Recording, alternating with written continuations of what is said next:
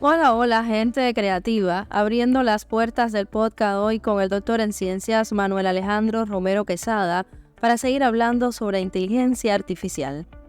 Una mirada desde Cuba con los especialistas invitados que trae, sí, el podcast de Creativa. Síguenos en YouTube, estamos como Creativa Cuba.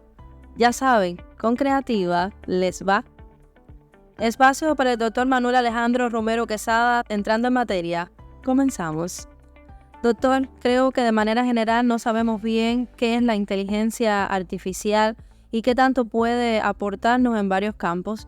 Creemos que es generar una imagen o tener un texto, pero vamos allá. Yo creo que el primer elemento a tener en cuenta es reconocer que la inteligencia artificial, aunque parezca lo contrario, no es un fenómeno de estos tiempos.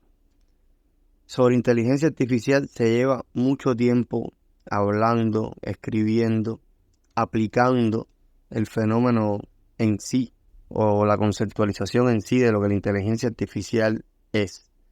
Hablamos que desde la década del 50 del siglo XX, con la figura de Alan Turing, ya se empezó por primera vez a aplicar y a vislumbrar este fenómeno de la inteligencia artificial. Es un proceso que ha venido desarrollándose desde lo más conceptual hasta los elementos más aplicados, hasta llegar a lo que hoy se considera la masificación del uso de la inteligencia artificial con los chats que funcionan con inteligencia artificial generativa. Tenemos que decir que este es un concepto que siempre ha tenido un punto de mira, un objetivo fundamental, y es dotar a las máquinas de las capacidades intelectuales de los seres humanos, al menos simular esas capacidades intelectuales. Por eso tenemos hoy chatbots que procesan lenguaje natural, escrito y en audio. Por eso tenemos autos que se conducen de manera autónoma, tomando decisiones por dónde doblar y dónde frenar y qué decisión tomar ante determinada situación. Por eso la robótica tiene un acelerado desarrollo. Y todos estos fenómenos conectan con un nuevo estadio del desarrollo de la tecnología, un nuevo estadio que se ha definido en la literatura como cuarta revolución industrial.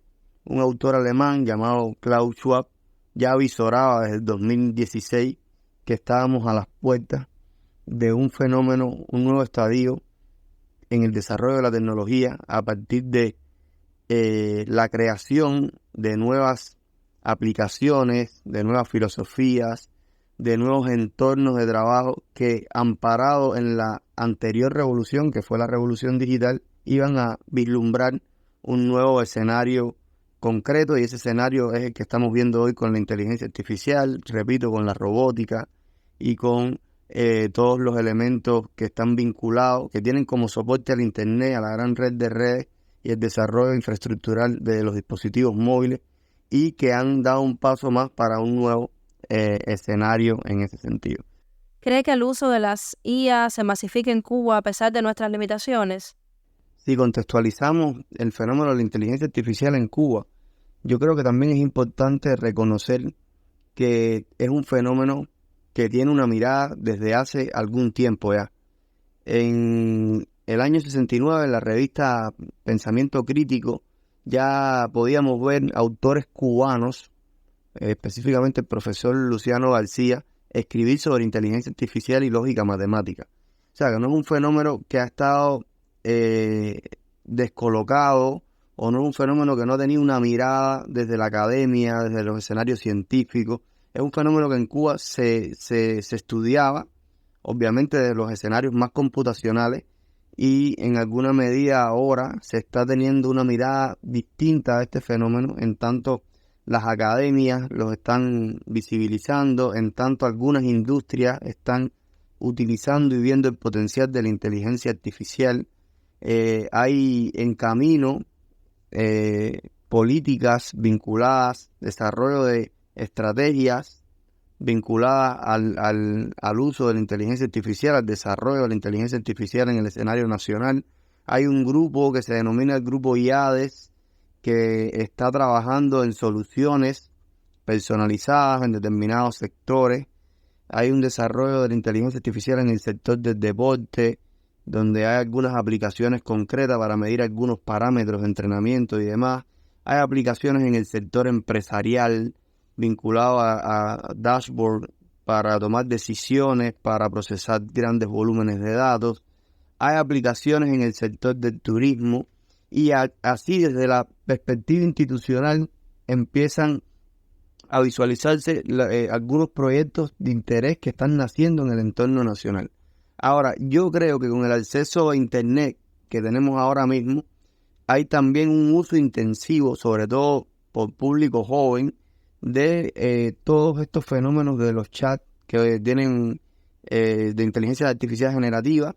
Hay mucho uso de los estudiantes universitarios, aunque todavía no hay investigaciones concretas que nos permitan medir cuál es ese impacto concreto. Los que somos docentes e interactuamos con grupos de estudiantes de pregrado, ya vemos que hay un uso interesante, incluso hay un uso interesante de algunos profesores que estamos incidiendo en que se utilice como herramienta para el estudio, buscando la parte positiva, no solo que nos sirva o que le sirva al estudiante para hacer una tarea y no tener que pensar mucho, sino que le permita hacer resúmenes, que le permita a ellos evaluar los resultados que tiene ChatGPT o cualquier otro bot de inteligencia artificial generativa a partir de una pregunta que uno le haga a un artículo determinado y demás. Entonces yo creo que sí, que es posible, porque hay unos niveles de conectividad que permite que se conecte con herramientas como esta, pero creo que a la par hay que desarrollar estrategias que vayan guiando el uso efectivo de estas herramientas y estrategias que partan desde las políticas públicas y que de alguna manera permitan incluso introducir estos fenómenos en edades tempranas, en los estudios de educación primaria, secundaria, porque de alguna manera el estudiante, el nativo digital, va a tener contacto mucho más rápido con esto y es otro escenario de adquisición de conocimiento, de búsqueda de información y demás. ¿Cómo las inteligencias artificiales cambian la forma de búsqueda en Internet? ¿Si hay algún estudio o cifras que lo demuestren?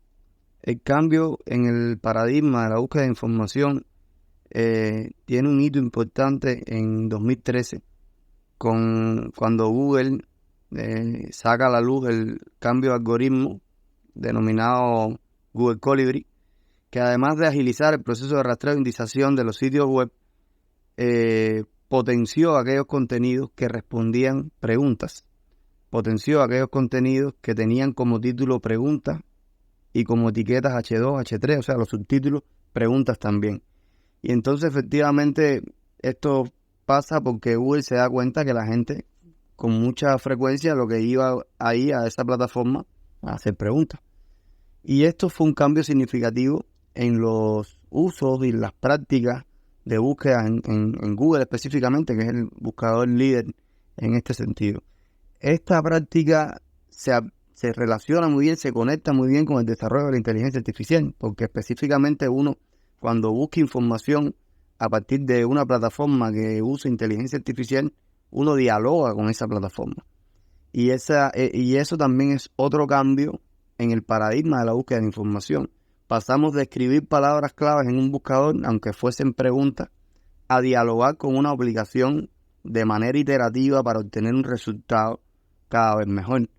Resultado que también condicionamos a partir de ese diálogo, porque le podemos pedir la manera en que queremos el resultado, cosa que no pasaba cuando hacíamos una búsqueda en Google o en cualquier otro buscador. El resultado siempre era el mismo, una lista organizada por relevancia, por una supuesta relevancia que tenía en cuenta la implantación o la incidencia de un grupo de algoritmos, una lista organizada del 1 al 10 en este caso. Entonces, dicho esto, hay un cambio de paradigma en cómo solicitamos la información, hay un cambio de paradigma en el resultado y hay un cambio de paradigma que es un poco más, digamos, que conecta con lo estructural en la estructura que utilizamos para obtener la información. Antes lo que le preguntábamos a Google, insisto, era a partir de un grupo de palabras clave que podían estar formuladas en un lenguaje natural o algunos que buscaban de manera experta utilizaban operadores booleanos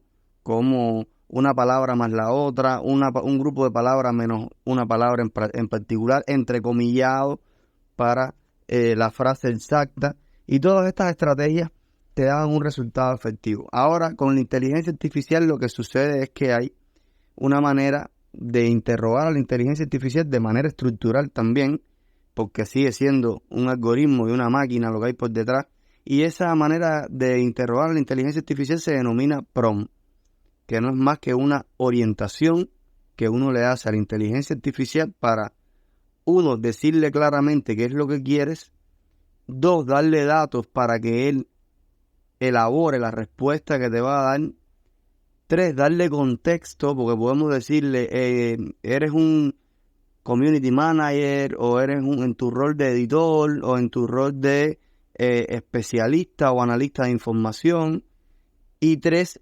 solicitarle cómo quieres la salida, el output, que sería, yo quiero una lista organizada, yo quiero un resumen, yo quiero un análisis, y en función de eso, el resultado, en lugar de ser aquella lista organizada por relevancia, va a ser el resultado que tú le indiques a través de ese prompt a la inteligencia artificial.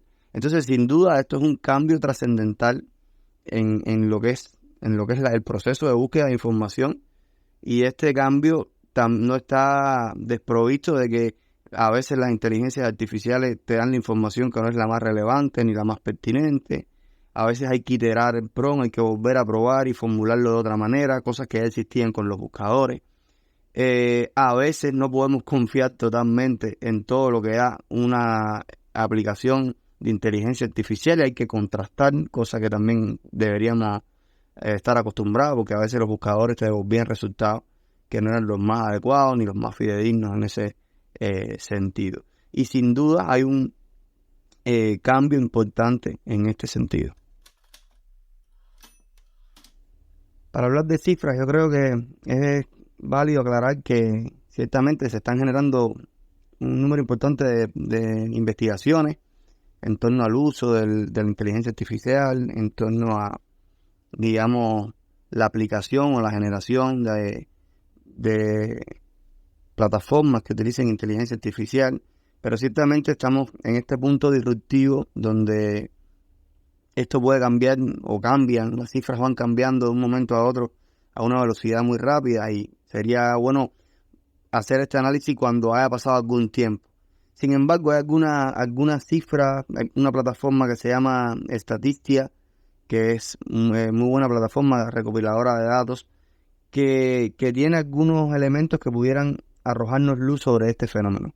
Por ejemplo, ¿en cuánto tiempo llegó una aplicación como ChatGPT, que es la que abrió la caja para el uso masivo de la inteligencia artificial? ¿En cuánto tiempo demoró ChatGPT en ganar 1 millón de usuarios? Solamente en 5 días lo hizo. En 5 días ya ChatGPT tenía 1 millón de usuarios. Y esto le ha costado a plataformas como Instagram meses. Por ejemplo, en 100 millones de usuarios lo alcanzó ChatGPT en 2 meses y un poco, según las propias estadísticas de esta herramienta que le comentaba anteriormente. 100 millones de usuarios en 2 meses y un poco. TikTok, que ha sido un fenómeno y que ha sido una de las plataformas más utilizadas durante mucho tiempo, demoró 9 meses para llegar a 100 millones de usuarios. Y esto te marca un poco en intención de uso, cómo de alguna manera estas aplicaciones están teniendo un éxito tremendo, y no solo por campaña publicitaria, sino por novedad, por impacto, por de alguna manera ser una tecnología disruptiva, y se cree o se tiene alguna referencia, aunque aquí no tengo un dato concreto, de que muchas de las personas que la utilizan para generar texto, pero un porcentaje importante la utilizan para hacer preguntas, para saldar dudas, para encontrar información relevante con fines académicos, científicos, investigativos, pero también con fines de ocio o para saldar determinada duda, laguna de conocimiento y demás. los buscadores han entendido que estos bots que usan inteligencia artificial generativa son muy importantes, y ya desde el lanzamiento de ChatGPT por la empresa OpenAI, ya Bing, por ejemplo, que pertenece al ecosistema digital de Microsoft y que está fuertemente vinculado con OpenAI, ya puso en su buscador un chatbot, entendiendo que la gente busca información pero también quiere chatear. Y de alguna manera esto ha desatado una gran competencia, porque Google también generó su chat de inteligencia artificial. Al principio se llamaba Bard. El de Bing, el de Microsoft Bing, se llamaba Bing Chat. Han evolucionado ahora a un concepto más potente desde lo bancario, desde las prestaciones y las mejoras que han tenido su algoritmo. Y el de Bing actualmente se llama Copilot, y el de Google se llama Gemini. Y hay una gran competencia donde, digamos, se puede decir ahora mismo que Copilot lleva una ventaja, porque incluso Google tuvo que sacar Google Bard declarando que era un experimento para no seguir perdiendo tiempo y de alguna manera tener un producto y no quedar tan atrás con este Bing Chat que nacía. Nada más se ponía en vigor una aplicación como ChatGPT. Entonces, si los propios buscadores ya están entendiendo que el chat es un complemento para el proceso de búsqueda, obviamente ahí también hay un dato interesante para analizar en cómo ha cambiado esta perspectiva de buscar información y qué herramientas pueden ser útiles en este sentido. Gracias al doctor en ciencias Manuel Alejandro Romero Quesada por su entrevista. Hoy aquí se habló sobre inteligencia artificial. Yo soy Donna Cruz y junto al equipo de Creativa, gracias por la escucha, gracias por seguirnos.